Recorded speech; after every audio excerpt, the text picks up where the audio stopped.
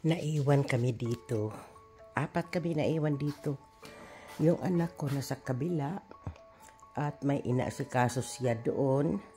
Plus, ililigpit yung pinagdadala namin kahapon. Dumating yung movers. Yung mga kakailangan namin, mga damit, computers, mga pagkain, yun ang dinala nila doon sa kabila. So, by the time na pagbalik nila dito, konti na lang ang nagagawa nila. So, babalik na naman sila sa guys. Dahil ngayon, holiday, ito ang babalikan naman nila. Yung dyan, ang hindi nila natapos kahapon. Kaya ipagbababa namin ng anak ko yan at ilagay namin dyan sa table. Iusog ko na lang yan. At yung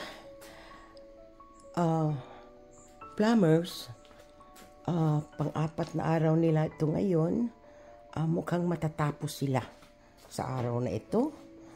At magastos nga guys dahil hindi cover ng insurance ang plumbers. So ito yung pinagagawa ng plumbers. Ayan, pinagagawa nila doon sa ilalim ng sink. At dito, ayan yung mga machine nila guys. Yan. Ang dahil nilang ginagawa dahil umakyat pa sila doon para maglagay ng bagong mga bago na yan guys. Kasi ito pa yung mga original noon eh. So ang dahil talaga nilang ginagawa. Kaya ang mahal-mahal talaga ng singil. Pikitan na lang. Ito naman, ito yung pinaglalagay palatandaan na itong wall na mga ito, babaklasin yan at pagkatapos maalis na talaga yung movers, pagkuha itong mga gamit, pati dito sa hallway, i-storage nila na. Saka naman papasok yung ng wall, saka yung sahig. Kasi yung tubig kasi guys, dito siya. Pag naliligo kami, kahit mga 30 minutes lang, ang tubig dyan ay marami na. Saka dito siya, maraming tubig dito. Kaya ang dahil kong basahan na lalabahan sa laundry mat.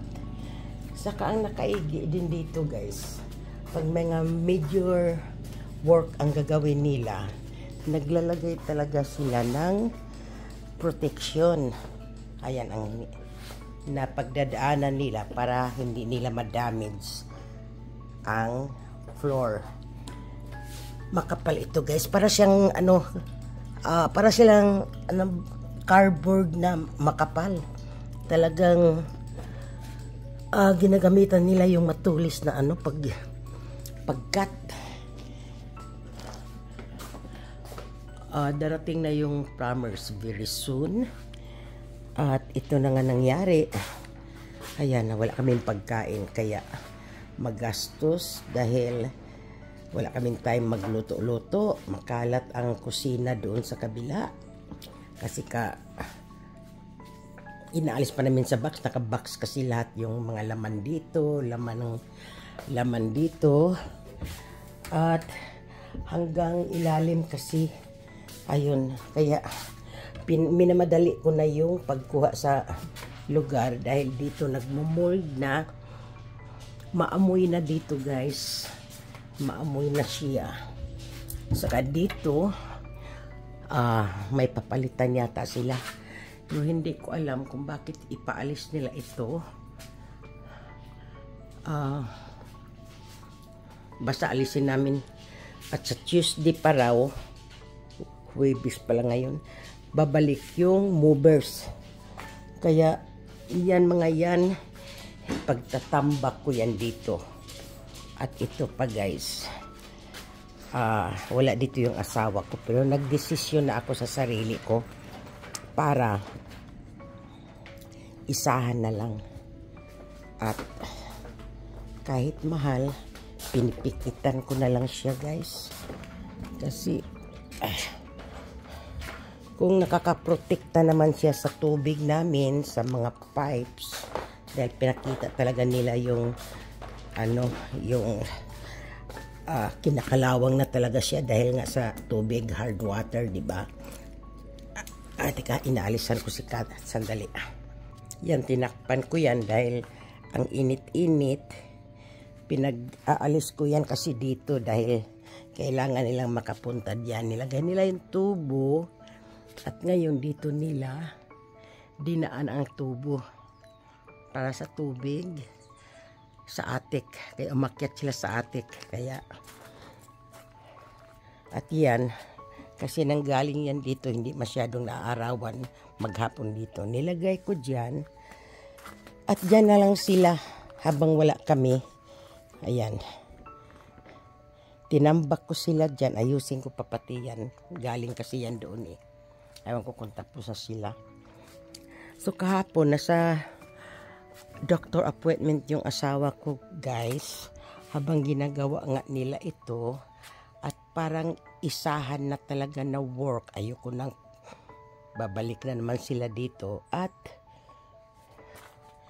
yung asawa ko hindi papayag yun, guys. Kasi mamamahalan siya. Ito yung filter ng mag-protect sa tubig. Hindi na namin need na bumili ng tubig inumin. Ayan. 5K plus. Ayan.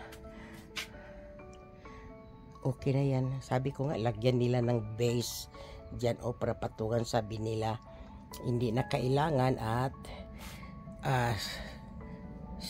ano to siya eh, yung silver, sterling silver, ano ba yun? Na yung iba nga inilibing ito sa lupa eh, kaya binabayaan ko na lang. So, yan ang hindi na ako nag-antay ng asawa ko. Nasabihin, dinahandahan ko nung dumating siya galing sa sa doktor.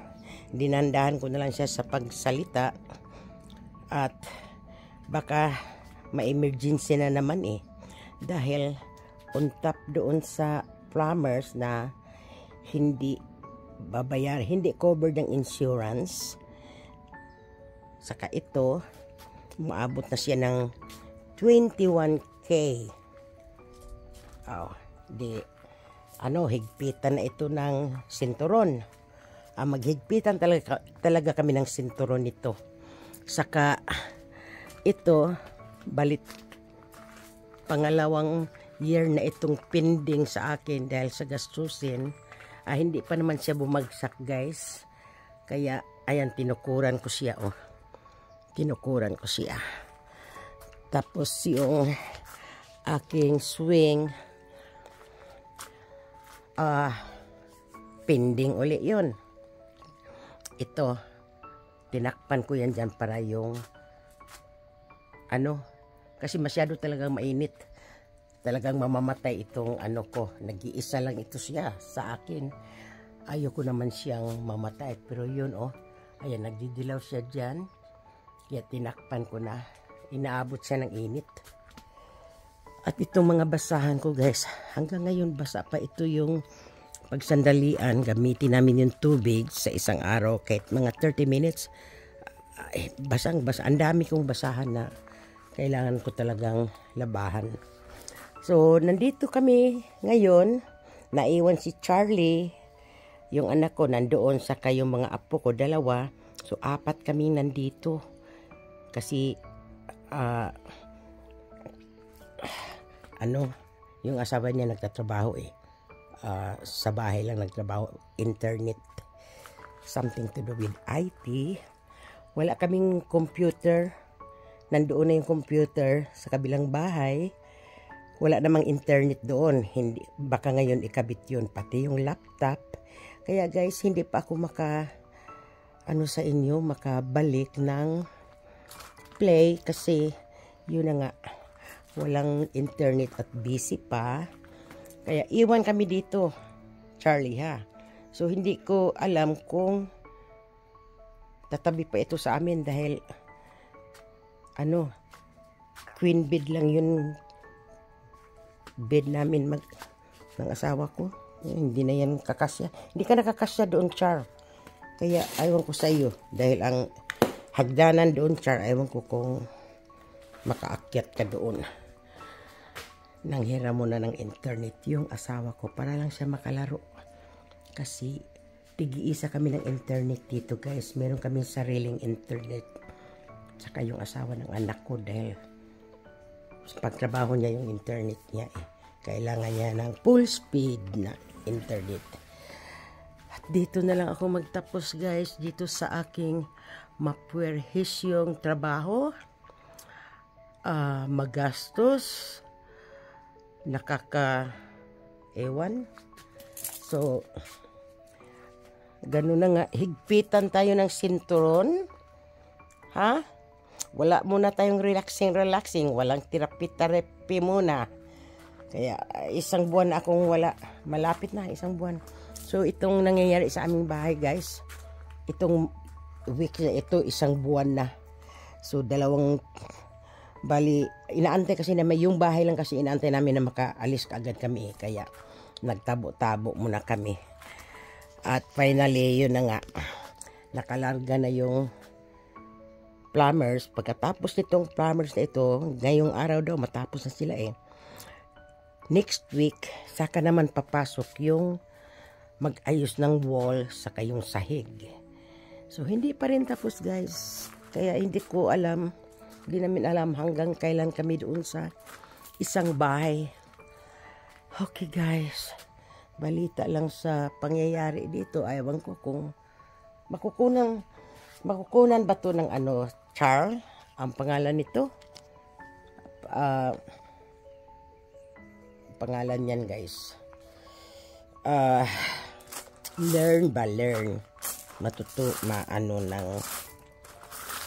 May matutunan ba kayo sa video na ito? Aywan. Ang alam ko lang na higpitan kami ng sinturon ngayon. Dahil lahat puro labas. Okay, Charles. Magwalis pa tayo. Tapos may garden pa tayong ayusin. Yung lalagyan natin ng mulch. At bawasan yung tanim doon kasi umaarangkada na naman yung si gophers. Okay, guys, thank you for watching.